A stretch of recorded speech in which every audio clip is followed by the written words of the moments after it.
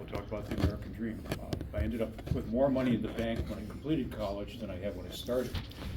But when I went to college in the late 1960s, what I was looking at was a degree in chemistry, but thanks to a bad calculus professor, I changed my major to history, which I love. Hey. Hello. Morning, Pierre. Wow, what a welcome, huh? Yeah. What a welcome. Sorry, I'm a little bit late. How you guys doing?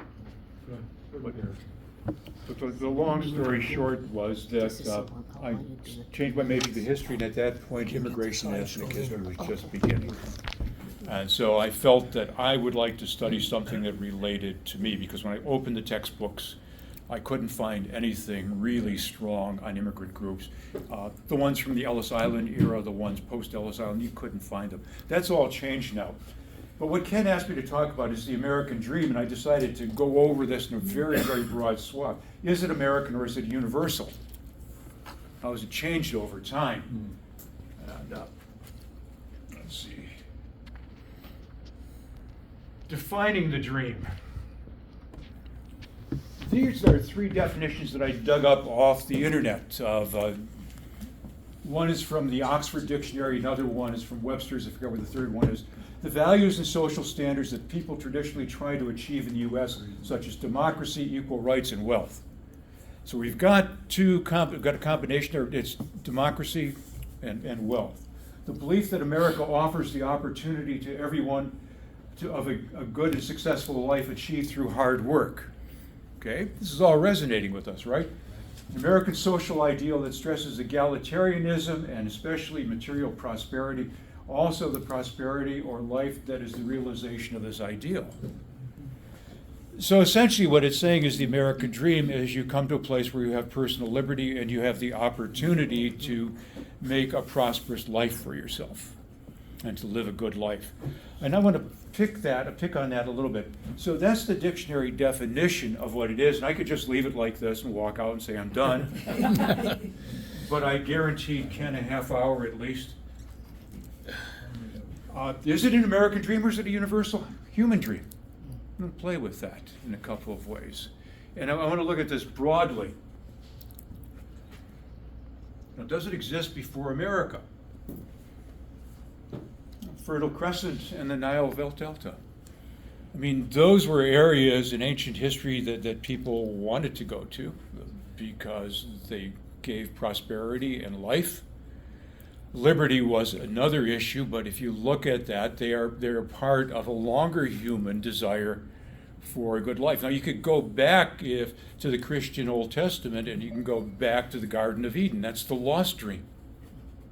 So maybe we as human beings over time have been trying in one way or another to recapture that lost dream.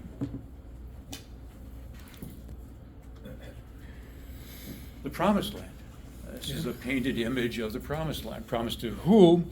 But in this case, we're looking at the Jewish community, and this is a center of their life, and it's also a center of contemporary controversy as to whose land it is. So this is the Promised Land, the land of milk and honey. Land of come to Cleveland, get a job, buy a house, buy some milk and honey. Okay. But there are different reasons for this. And I thought, since we had the Eurasian steppes, the great farming lands. Of course, they were great at one point, but then if you were a serf under the Tsar, they weren't so great because you came with the land. But these were areas where you could prosper because of farming. So I want to play around with that. And we'll get off of that in a few seconds here. The imagined dream, Shangri-La. So I would think that within every culture there is probably a vision of a place or a time that was special.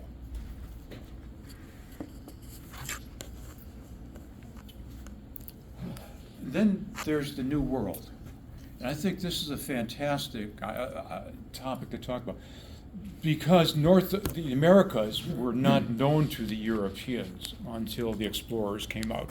And so when this new world was discovered by them, it had already been inhabited, this was a place that was magical. It was open.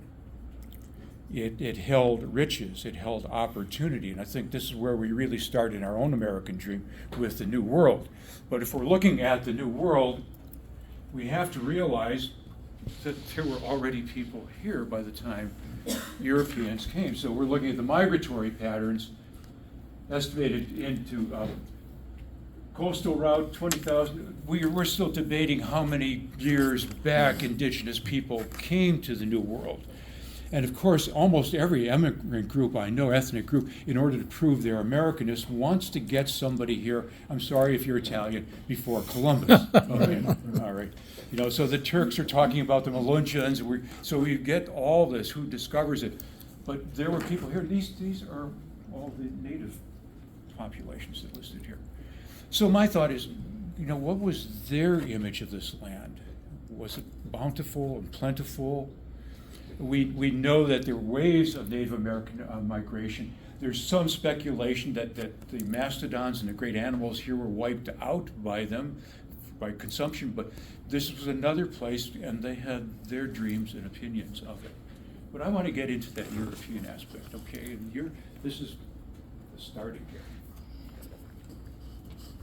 European discovery, and we could spend the rest of the time debating who discovered, okay?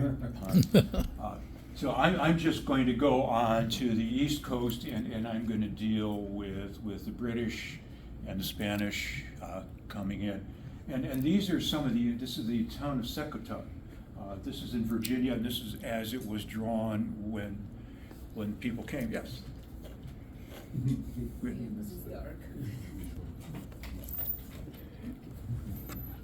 Hi. We're good. Welcome.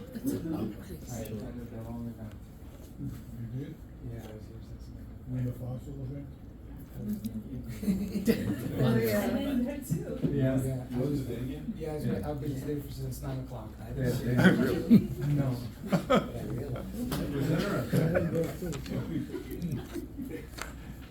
So the depictions that are sent back and printed in Europe are of a different place, a place that's unknown.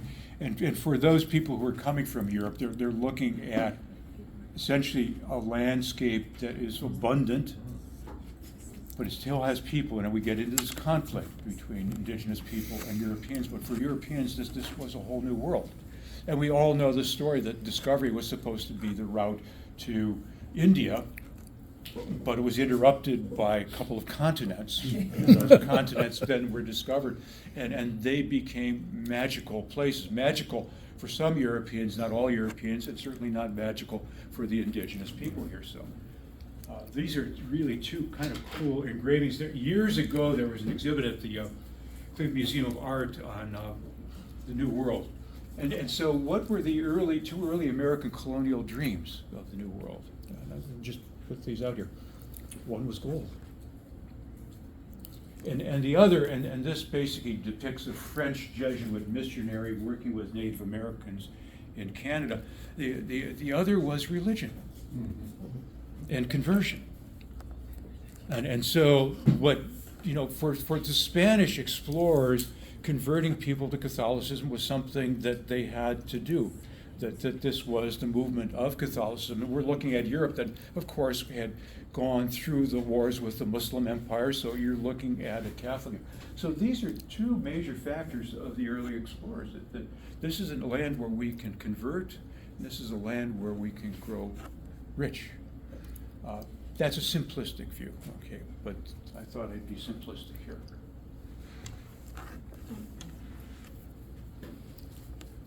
And this is, European powers, empires as dreams fulfilled.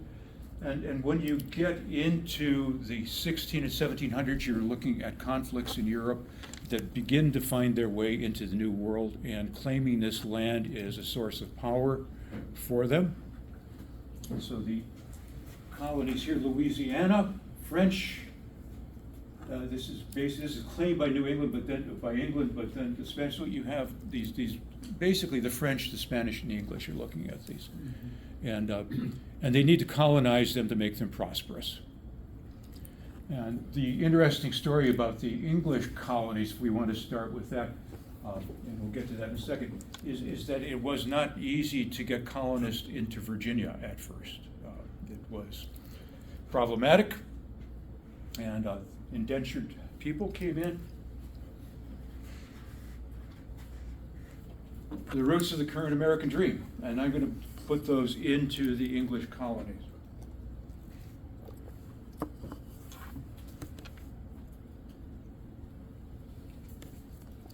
Labor versus liberty, population is power and wealth. And essentially for England, it was important to populate those colonies.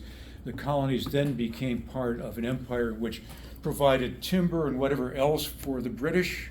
And in Virginia, essentially, gold wasn't found. And anybody have a pack of cigarettes with them? Because tobacco becomes the power. And then if one looks at the Bahamas and the Caribbean, sugar becomes the power. Yeah, okay, so that's what it becomes, basically a colonial relationship in which the wealth that is grown or created or found is shipped back to the home country, and people come there. But the issue that we're looking at, though, is personal freedom. And where does that come from? North and south, I decided to do some really cheesy photographs here for you, okay? This is from a TV series called Jamestown. Oh, yeah. Okay, and this is Plymouth Plantation, where it's always 1642. Okay, and why did I put these up? Because these are two different dreams. The dream in Jamestown, and then later, and then in Plymouth, and later in Massachusetts Bay Colony, is religious freedom. It's a way for people who are basically Puritans, not living with the English Protestant Church, a place where they can practice their religion and be free in practicing that religion. So this is the liberty of religion. Jamestown and Virginia largely is an extractive colony. It's not that they aren't religious. And we can paint both Jamestown and New England. New England being the Puritans, the others being the Anglicans. So you're looking at two different religions. It's not that Jamestown wasn't religious, but the reason for this colony initially was freedom of religion. There are all kinds of histories about what happens to the Puritans and the Pilgrims, that over time they find out that they can become wealthy in the new country as well. And that impinges on their own philosophies. And the Jamestown issue gets into the beginnings of slavery in the United States. And we're going to talk about freedom.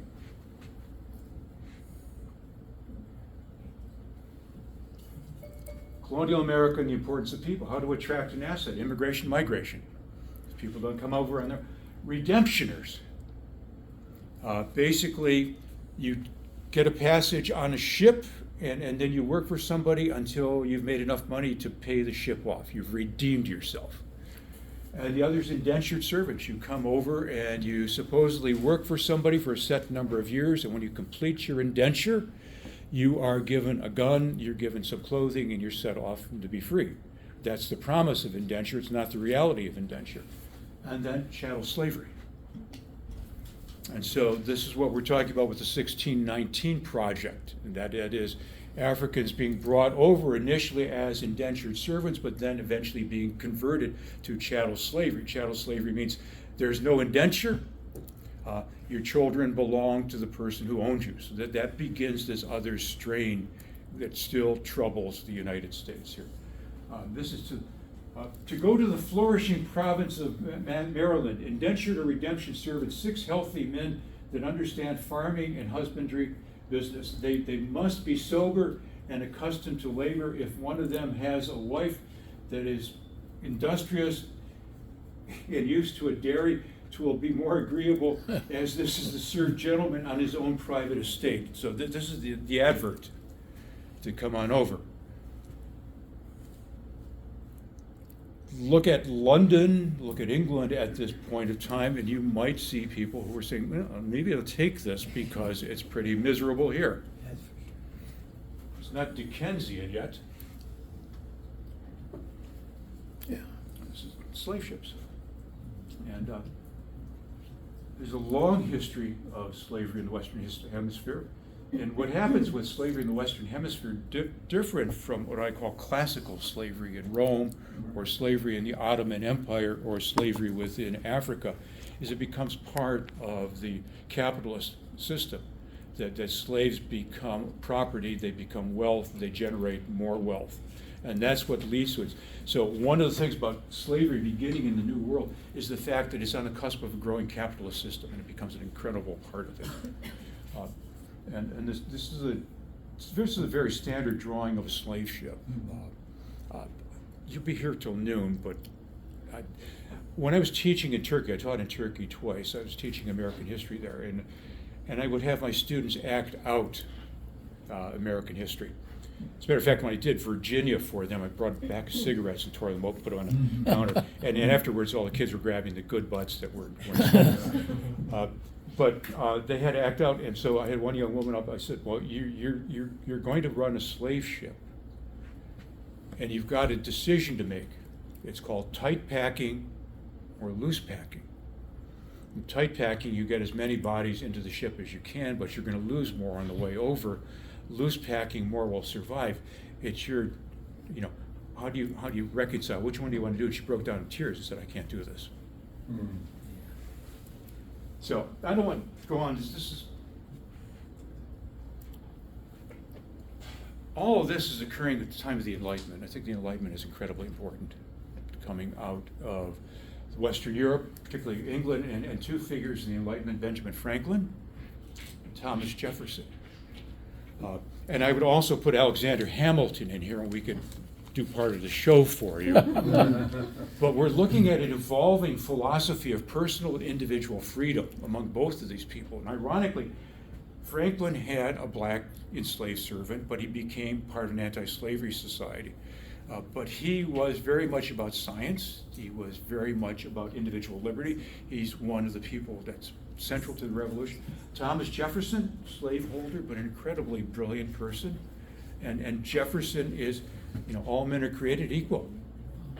That's his line in the Declaration of Independence. So we're looking at a different mindset that's growing away from basically the stratified, hierarchical, monarchical system that they came from.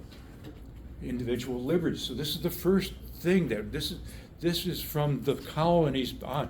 Liberty, personal freedom, is, if not available to all, is still a major factor of that dream. And that's where it comes from. It comes from the American colonies. Give my exercise to you. I just some figures here. This is 1790. This is after the creation of the United States. You're looking at the breakdown of nationality in the colonies here. And you can see English, Scotch, Ulster, Irish, Free State, 5.5%, German, 6.3%, Dutch, 0.3%. You can see it as a largely English enterprise at that point. So how do we all get here?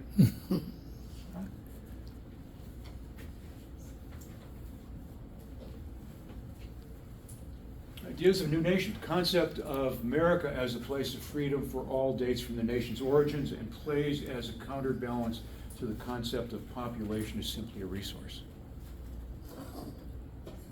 This population is a resource. How do you use it? How much freedom do you give them?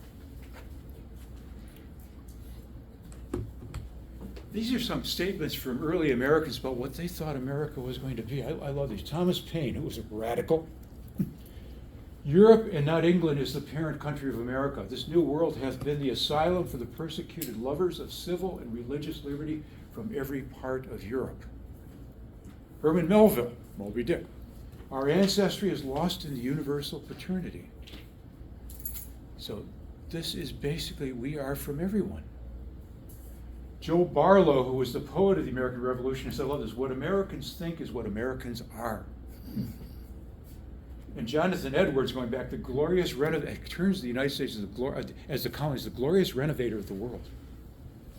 There's a wonderful book called God's New Israel, and it's about the northern colonies and their belief in creating over. Remember the promise of And of course, this is the fault line in the system. Now, this is an image from the early Civil War. This is the Sea Islands of South Carolina. This is an area that's been liberated by the Union. And these are formerly enslaved people who are now farming on their own. There's a long story you get into. Anybody go to Hilton Head? Yeah, it's Hilton Head. It's Hilton Head and the Sea Islands. So let's move on. I've only got 200 more years to cover. The economics of the dream, and this comes the other part. Okay, there's this issue of liberty, and then what is the economic aspect? What is the American dream? Is it simply liberty, or is it getting wealthy? Or getting wealthy enough simply to sustain oneself and live well, or getting Jeff Bezos wealthy? Okay. You know, where does that go? And as the economy changes, you'll see that change. American expansion. This is a Manifest Destiny. This is a painting of Manifest Destiny. And you can see the settlers, you know, Jefferson gets to the Louisiana Territory. We eventually expand to the West Coast. And you can see the aspects of civilization, railroads coming through, and Native Americans fleeing before them. It's a fantastic painting. So the country is growing bigger and it needs more people. And that's what Jefferson's dream of this country was, that, particularly after you get the Louisiana Purchase, was yeoman farmers, that every person could be an individual farmer owning their own land, creating subsistence. That was his dream. Hamilton, on the other hand, was thinking of business and industry coming up. So you've got this dichotomy as to what the United States is going to be. This is California Gold Rush. Just an image was so neat, I thought I'd just throw it in here for you. So California, go out there to get rich, right? Dig gold. California. The gold rush in 1849 is not simply Americans coming across the country. It's people from China, it's people from Australia, it's people from around the world going to that gold rush. We'll talk a little bit more about how they're welcomed or not welcomed. Immigration, chasing the dream. What were the expectations? These are the numbers, raw numbers. I don't have it to the present. I would guess to the present we're near to 30 million now. But between the founding of the United States and the Napoleonic Wars, only 250,000 immigrants. This is the largest global migration up to that time, 5 million. 1861, 1924, pre-restriction, 32 million. Restrictive years, 7.1. You can see the numbers.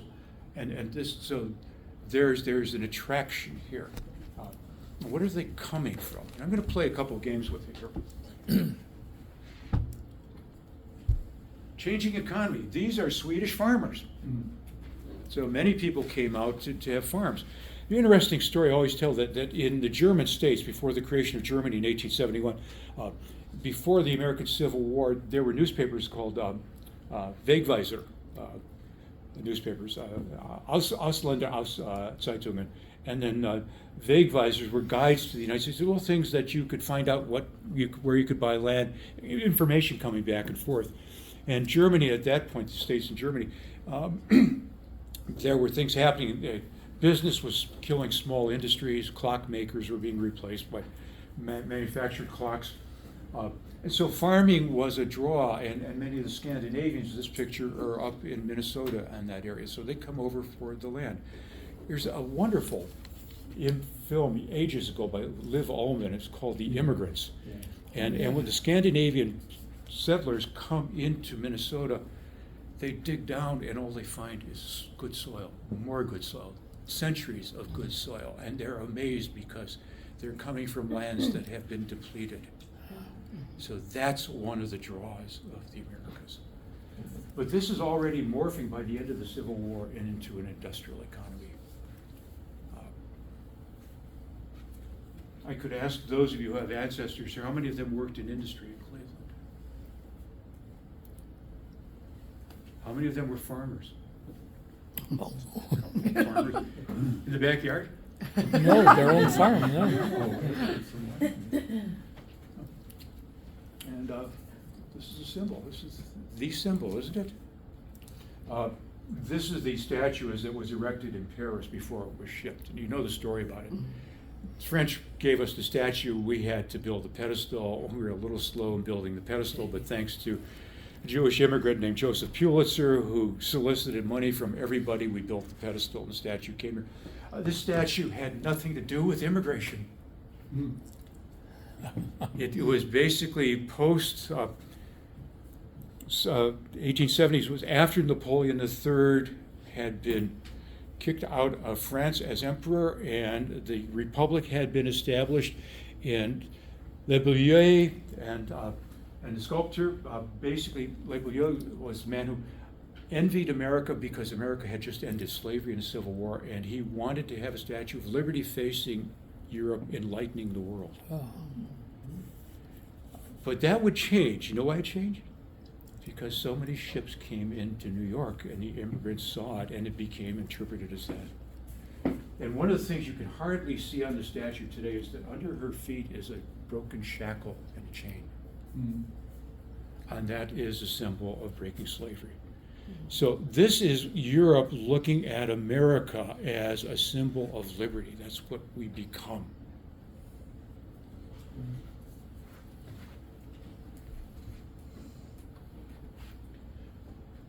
I will argue that the Gilded Age, from the 1870s on, is the era when all of this changes.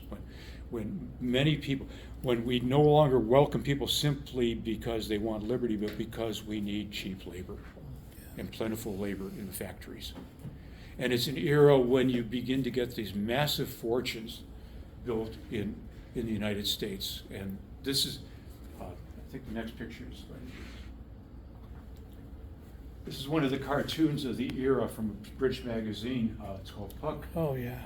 Millions. So we're looking at now this growing division between those who work industrially and those who own the factories. Now, I have a strange story to tell you. I was working with one of my colleagues, Rhonda Williams, and we were looking at a possible location for a center for the Equality Center at the Case Western Reserve, and there was a home in East Cleveland that came up and had been owned by one of the Rockefeller family. And I went in there with Rhonda, and I was looking at the home. I said, well, Rhonda, this would be perfect because the Rockefeller family gave money to organizations like Spelman College. So it's really good. And she turned to me and says, well, why didn't they just pay their workers more? So, there's a different way to look at it. But this is why a lot of our ancestors came during this industrial revolution. That's why the numbers are so high. And we're looking at people who built railroads, who worked in mills. These are the industrial realities of the time. Do you know what you're looking at? Cleveland. Cleveland. Yeah. Slavic village. Steel mills. And so the homes, because you walk to work, they're on one side or another. So this is a different, this is not a Jeffersonian society. What's the year again? Do you know the Pardon? year of the picture? This is the 1920s. 1920s. 1920s, yeah, this is the 1920s, and these mills are now gone. And one side of this was a Slovenian neighborhood, the other side was basically Polish. And don't get me started because I do a whole lecture about the history of the neighborhood. But I would argue that this is maybe changing the parameters. After the Civil War, after blacks are freed from slavery until 1876, the federal government tries to ensure their rights in the South. And then in 1876, they withdraw the troops. There's a whole election issue here. And so the Ku Klux Klan arises, and this is a cartoon of the KKK. And this is a carpetbagger from Ohio and what would be called a scallywag, a white person in the South who basically was okay with blacks. So you begin to see this pressure, and that begins a movement of African Americans, beginning primarily in the 1880s, 1890s, to the north. It's called the Great Migration. And they're looking for liberty. They're looking for jobs as well. The first group of people that are entirely banned from the United States are the Chinese, with the Chinese Exclusion Act in 1882. This is the Gate of Liberty, note as communist, nihilist, socialist, Fenian, and hoodlum, welcome but no admittance to China. And there's a whole history of restriction that goes on beyond this, according who do we deem proper to come in and partake at the table of the American dream?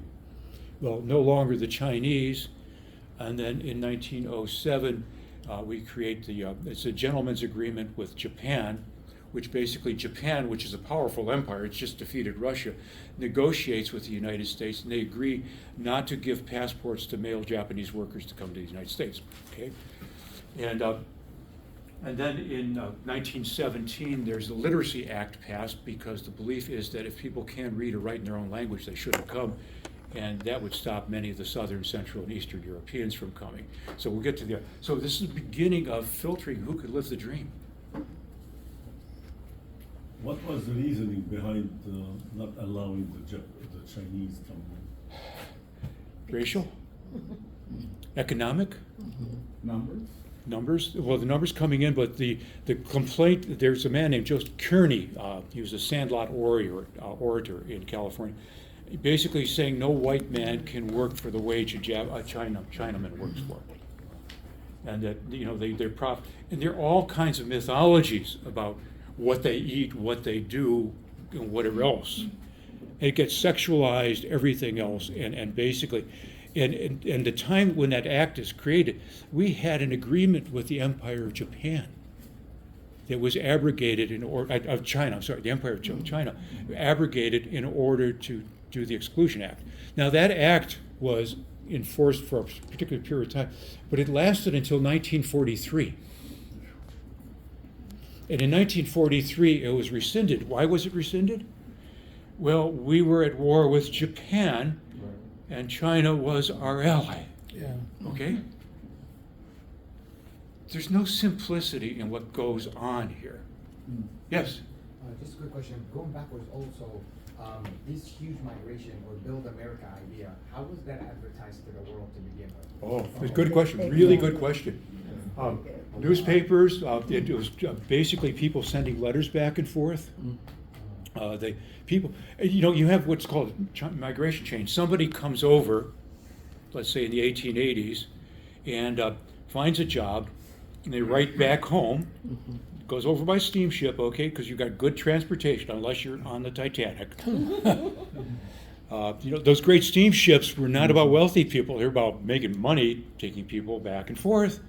And so it's communication. And that's one of the things that really we've learned about immigrants, is that they don't jump until they know where they're going and what the opportunities are.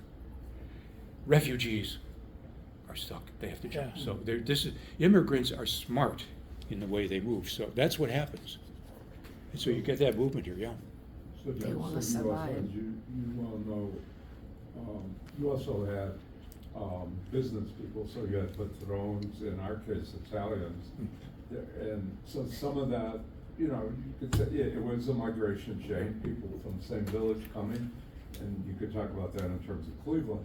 But you also had some unscrupulous business people who were bringing people, taking advantage of them, Padrone. Yeah. Yeah. Yeah. The other thing too, I'll never get out of here, Ken. Pull the trigger. Because what we're looking at is travel brokers have a business in the late 19th century. They will send money orders back to Europe, and they will arrange passage for people back to Europe. The coyotes. Yeah, the coyotes now, and yep, you've got it. Yep, that's what's happening. But yep. So it's an organized thing, and you're looking at technology. 5 years. Global labor proletariat. Oh God, where did he get this? It's from a man named Dirk Herder. Dirk is an incredible German historian. He's got a book called Cultures in Contact. It's this thick. It's a history of global migration over the last 1,000 years. And what Herder claims is that what you have in the late 19th and early 20th century is a global labor movement back and forth.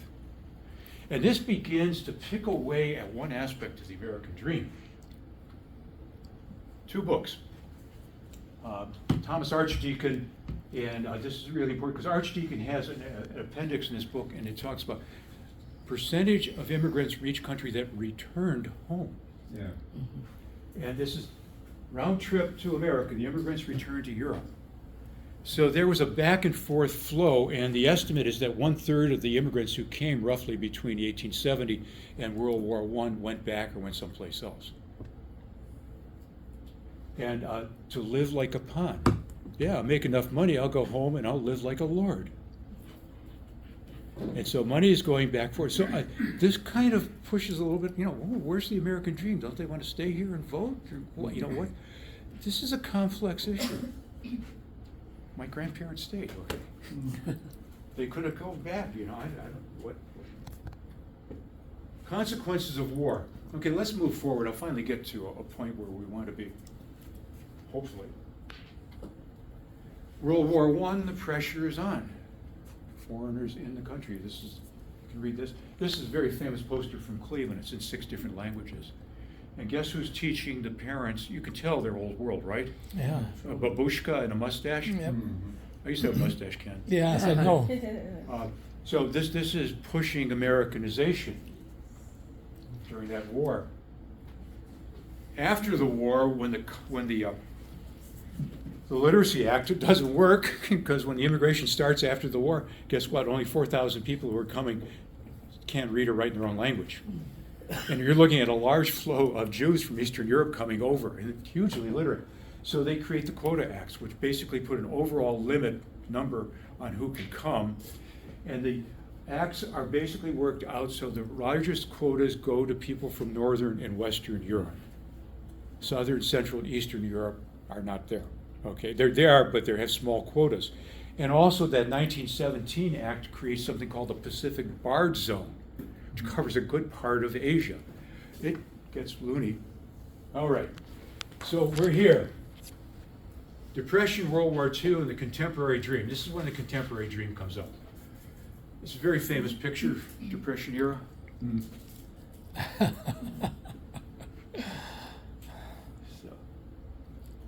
I don't know if that was Walker Evans or who took that That was the image. American way. Pardon? They are evidently segregated because Yeah, they're segregated. the people They're- in they're- the background there are whites. Right, Yes. Their food. So Yeah, that's and the you're not other going to find black people on billboards at that time. Right. So it's a white advertisement in a black community. This is one of the first instances where we see that word, the words we're talking. The American dream that has lured tens of millions of all nations to our shores in the past century has not been a dream of merely material plenty. Though that has doubtlessly counted heavily, okay. It has been much more than that. It has been a dream of being able to grow to the fullest development as a man and woman, unhampered by the barriers which had slowly been erected in the older civilizations, unrepresented by social orders which had been developed for the benefit of classes rather than for the simple human being of every class. So we're still looking at this difference, that there are no classes in America at that point. World War II and refuge. So these are children during World War II coming over. Some are British and some are Jewish. And so that's that statue which has taken a new meaning. World War II is also interesting for me. Both wars are interesting for me in terms of the fact that this is the first time that Europe gets to see a lot of Americans. Okay? And they are bigger, they are healthier when they come in, or as some of the British say in World War II, they are overpaid, oversexed, and over here. But this is beginning the spread of and movies coming out of America also begin to infiltrate the rest of the world. So the dream begins to spread beyond word of mouth and letters. Arsenal democracy, and what happens here? We're after the Depression. I think this is a tank plant in Detroit. American industry is pulled out of the Depression by World War II. It is building new facilities. New inventions are coming in, cathode ray tubes, everything for the war. And at the end of the war, what happens with these facilities? What happens with these new inventions? Consumerism. This is partially what drives consumerism after the war, is Ford, Chrysler, GM have made huge amounts of money. They've invested in major plants. New types of aircraft have been invented. The fastest selling product after World War II is the television. So this puts a different spin in my mind on what's going on. Also during World War II, the four freedoms is the Rockwell paintings. Freedom from fear, freedom from want, freedom of speech, and freedom of religion. And these are Roosevelt's four freedoms. Really interesting. So we're going to come back to Cleveland in a second here. This is Tremont, or as we now call it, Tremont. And freedom from want. Yeah, that's right. And this is a statute, and this is really important because John Bodnar, who's a historian from Cleveland, has done a study of these statutes. And as after the Second World War, as we became more conservative, the Red Scare came in, freedom from want was changed to something else in a lot of these. Freedom from want was too socialistic in some ways. But this is what was promised out of that war. That war was another aspect of freedom. And it's one of the times when America then begins to become a real power and basically works with countries to get them to be a bit like us. Post-war, looking at the dream, mass consumption, and an existential threat. World War, it's 1948. Factories in the background, suburban house. It actually looks like a house in Tremont, though. Yeah. And a car. Car. And a car. Mm-hmm. Budapest. So the struggle with the Soviet Union helps define freedom even more strongly.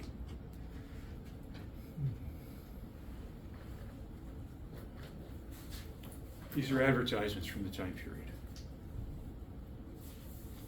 Suburban house. Hey, we're in Parma. Yeah. And Parma is one of those aspects that grew after the Second World War. It's a monument to the greatest generation in a way. And Parma became the 7th largest city in the state of Ohio. Yep. So this is what's going on, so this is consumerism, good or bad, we can talk about it. And that's what you're looking for, new house. I love that car and the boat, okay? I'm arguing here is, are we off the rails? What is liberty, or is it just consumption? How do we move to that? Open a wider door to the dream. Dr. King, 1963, or 1964, sorry. This is the March on Washington, and that begins to change. Liberty Island, 1965. It's LBJ and Bobby and Hubert Humphrey is there. Yeah, Bobby Kennedy is there, and Ted Kennedy is there. And he's signing the new immigration bill, the one that gets rid of quotas determined by nationality, has overall quotas, the one that opens up the United States to immigration from all over the world. It becomes operative in 1967. And the assumption was that immigration would still come predominantly from Europe. And it did until the 1970s. Indeed, I think it was Bill Feehan, who was congressman from Ohio. Ed Bill Feehan. Ed Feehan. Ed Feehan, yeah, basically got that thing Right. at base family reunification. Well, Mike originally. Mike, yeah. And so that family reunification was going to allow the families that couldn't get together because of the previous. But by the 1970s, the push factors around the world had changed, and that's why we have a more diverse population now. Johnson said, no, people will not really notice anything change because of this bill. They won't notice. Does the dream endure? We're almost to the end of this, folks. This is one of the things I found online. I could have done 20 of these. Belief that other nations should replicate, it's called American exceptionalism. They should all be like us. Faith in free market economy, that depends on your bank. Promotion of free flow of information and culture, that's good. Acceptance of government protection of private enterprise, that's debatable with some people. Support for free trade agreements and foreign direct investment, this is the balance view.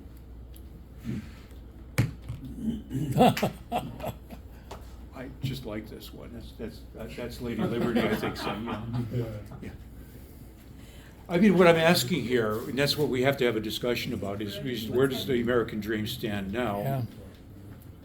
Oh my goodness. Yeah. This is what this That's is. great. I tend to believe in the American dream because I'm here, you know, but I don't think about it as much as I have to until I was asked to do this talk and to begin to dissect it. Oh, Mm. Mm.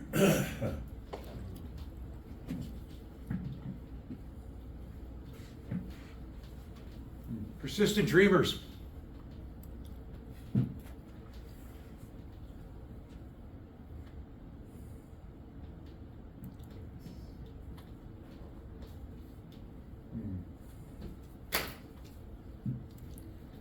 This is a slide I didn't want to put in, but that's the Gadsden flag.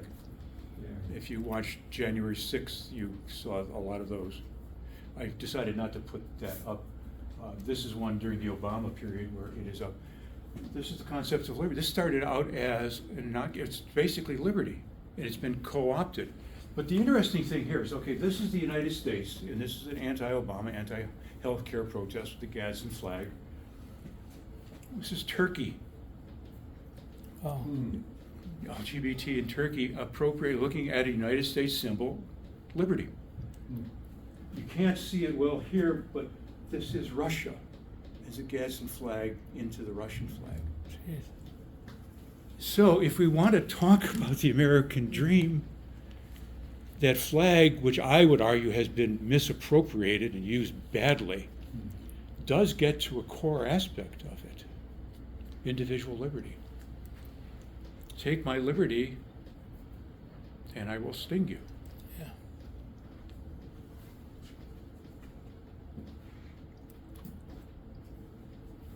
I'll close with this. Several years ago, pre-COVID, that's the Western Reserve Historical Society, and these are new citizens being sworn in the rotunda of the Auto Museum. And when I go to those events, the cynical side of me tends to melt away as you see people from all over the world coming forth to join the dream. Now, I don't know how you interpret the dream or how they interpret the dream, but it's still there. But I think, to be honest, it's in danger now. And it's not simply consumerism, but it's a huge societal division that we're looking at right now. So that's, you've got my oration. It went well over time limit, so. Fantastic job.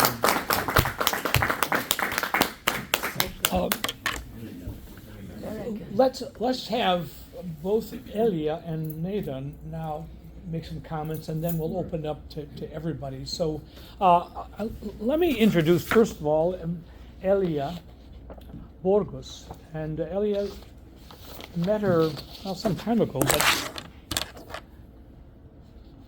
she's a community outreach coordinator at the Cuyahoga County Board of Elections, very busy now, specialized in voter education outreach to the Latino community.